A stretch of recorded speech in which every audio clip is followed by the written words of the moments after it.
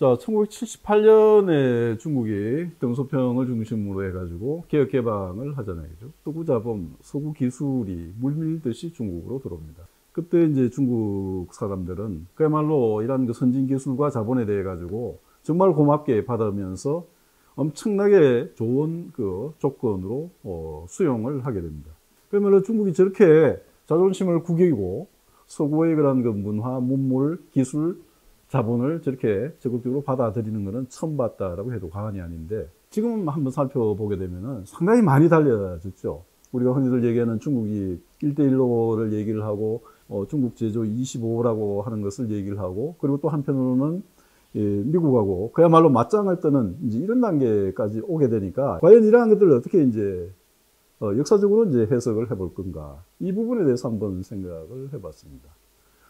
그래서 제가 이제 생각하는 거는 만리장성이라고 하는 부분을 통해 가지고 중국인들의 도광양회를 한번 생각을 해보자라는 얘기입니다.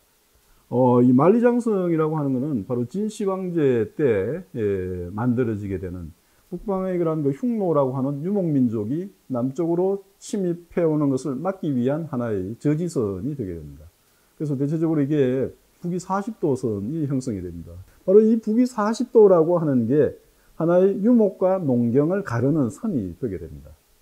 그리고 이 선을 중심으로 해가지고 중국의 역사는 한족의 역사와 유목민의 역사가 반복적으로 지속이 되게 되죠. 간단하게 한번 살펴보면은 진나라 한나라 끝나고 난 다음에는 5호 16국이라고 해가지고 유목민들이 화북지방을 점령을 하게 되고, 그리고 수당시대를 지나게 되게 되면은 당말 5대라고 해가지고 이 시기에도 또다시 유목민이 들어오게 되죠. 그리고 송나라 지나고 난 다음에는 다시 몽고족, 원나라가 또 만들어져 가지고 유목왕조가 만들어지게 되는 거죠. 그리고 또 다시 한족인 명나라가 들어오게 되는데 다시 여진족, 만주족에 의해 가지고 청나라가 들어오게 됩니다. 근데 이제 이 과정들에서 보게 되면은 중국 사람들은 이 민족이 자신의 그런 그 국토를 유린을 하는 과정에서 적극적으로 대응을 안 한다라고 하는 이러한 아주 기이한 현상들을 이제 발견을 할 수가 있다라는 얘기입니다. 중국의 역사를 남쪽의 농경민의 역사와 유목민이라고 하는 2대 대결의 역사에서 보았을 때, 바로 유목민이 중국에 들어온 것을 어떻게 이해를 할 것인가라고 하는 부분에 대해서 상당히 많은 그런 그 이론들이 있는데, 그 중에 하나가 흡수론이라고 하는 것입니다. 이 흡수론이라고 하는 것은 유목민이 강력한 무력을 가지고 중국에 들어오지만은 중국의 그런 그 우수한 문화에 의해 가지고 언젠가는 흡수 동화된다라고 하는 그런 생각을 가지고 있습니다. 언젠가는 중국화되고 만다라고 하는 자부심을 가지고 있다라는 얘기죠.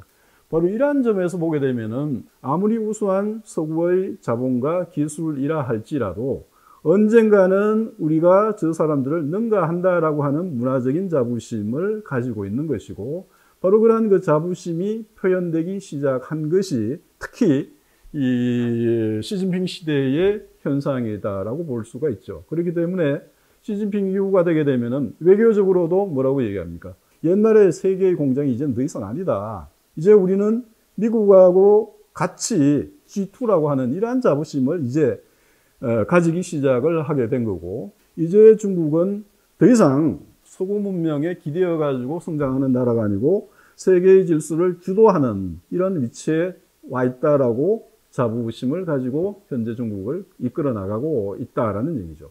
시진핑 지정까지만 하더라도 서구 따라 배우기를 했는데, 그 이후부터는 중국적인 가치, 중국적인 질서로 다시 저는 되돌아간다라고 생각을 해요. 자, 예를 들어가지고 이제 중국몽을 얘기를 할 때 이제 두 가지를 얘기를 하죠. 그 소강사회의 구현이라고 하는 표현을 씁니다. 즉, 중국 공산당이 1921년에 건국을 하게 되는데, 그 이후 100년, 2021년이 되게 되면은 자기들은 소강사회를 이룬다. 소강사회는 간단하게 얘기하면은 배부른 사회가 되게 됩니다. 누구든지 배 굶지 않고 배부르게 먹고 사는 사회를 이제 구현을 한다라고 했는데, 그거 모델이 어디에 있는가 하면은 예기에 있어요. 예기 예언편에 나오는 소강사회를 구현한다라고 하는 건데, 이러한 부분은 서구적인 질서를 가지고 얘기할 수가 없는 부분이죠. 그 다음에 이제 두 번째 단계가 중국이 중화인민共和国이 통일이 되는 1949년부터 시작을 해가지고 이후 100년, 바로 이후 100년이면 2049년이 되죠. 그죠? 2049년이 되게 되면 이제는 중국은 그야말로 자신들이 꿈꾸어왔던 옛 제국 시절의 중화 질서를 다시 재현한다라고 생각을 합니다.